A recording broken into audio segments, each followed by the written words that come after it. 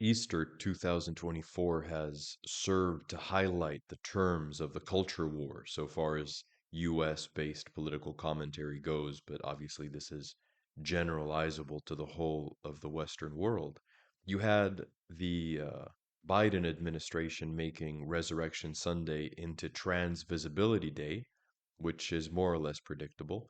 But then you also had this controversy around the Daily Wire, which is a media company that's more or less representative of American mainstream conservatism, getting rid of one of its stars, Candace Owens, and some of its journalists or commentators implying that the phrase Christ is King, which Owens tweeted out at some point, can be anti Semitic.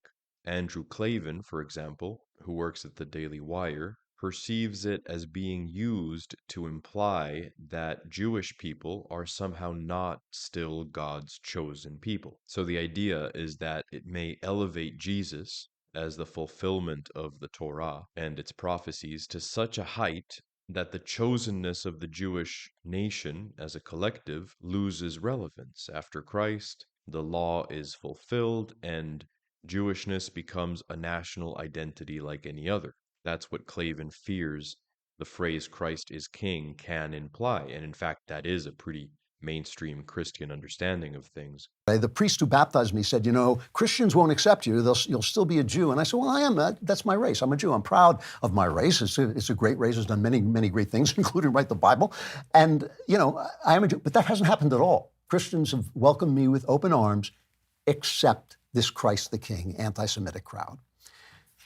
Christ is the King, and one day every knee will bow and recognize it because he's not just my king, he's king of the universe.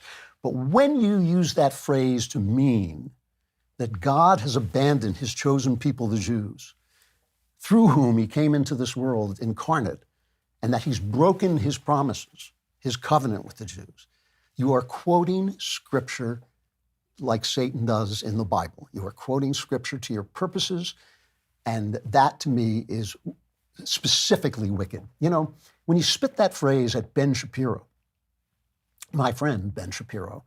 Of course, there is a way to use that phrase offensively, but that's the case with any phrase. In and of itself, it's obviously just a basic statement of Christian belief, which even a Muslim, I've seen some professing Muslims tweet the phrase, could use as well. It's a belief that Jesus is the Messiah. Messiah means anointed, it means kingship in some sense. So it's a pretty basic statement of faith that should not be pathologized. A Christian could also believe certain prophecies and promises contained in the Bible regarding the Jewish nation are still pending, still set to happen in the future, even though then the question would be who they apply to, since Palestinians also descend from folks who were professing some version of the Jewish religion in Rome and Judea. We have plenty of historical and genetic evidence that that's the case. So if they apply to Jewish folks in the diaspora, they would presumably also, potentially at least, apply to Jewish folks who stayed put in the land of Israel, including those who over time converted to Christianity and to Islam. A Christian could also, although this is less mainstream, believe that some of the Old Testament laws specific to Israel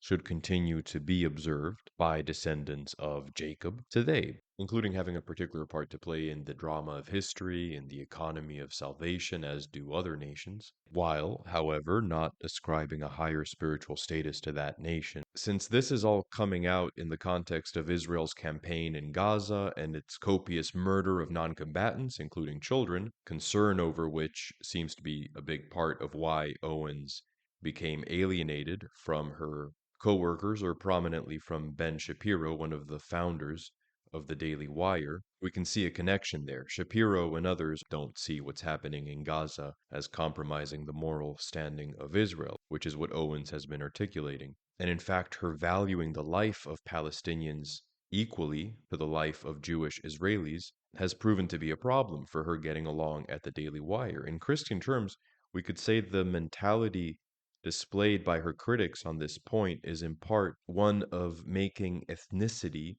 national identity, and a state, the Israeli state, including its military actions, into an idol. If Biden and the postmodern Western cultural context makes individuals' right to absolute self determination, even to the point of choosing one's own gender, into their idol, which is perfectly symbolically represented by making Resurrection Sunday into Transvisibility Day, the right wing counterpart to that is making a particular national identity and state into its idol. From a Christian point of view, but even just symbolically and psychologically, it makes a lot of sense that one wants to butt in on the celebration of Easter and make it about transvisibility, and that the other has a problem with the phrase Christ is King. They have their own Christs, so to speak, their own messiahs. Gender fluidity has become central to the establishment left's ethos, and justifying jingoism and militarism, even to the point of being okay with killing children, has become a part of the, let's say, mainstream political rights ethos. Of course, individuals who self determine need a strong state to enforce speech laws to make their identity operant in society,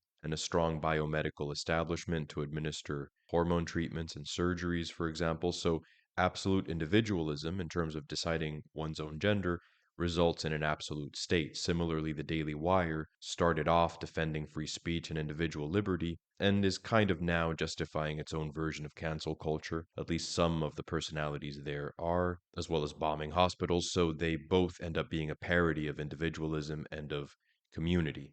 They have a fake, let's say, understanding of the individual and of the collective, or a philosophically deficient version of these. Okay, just wanted to share some quick thoughts about that late Easter meditations. Thanks a lot.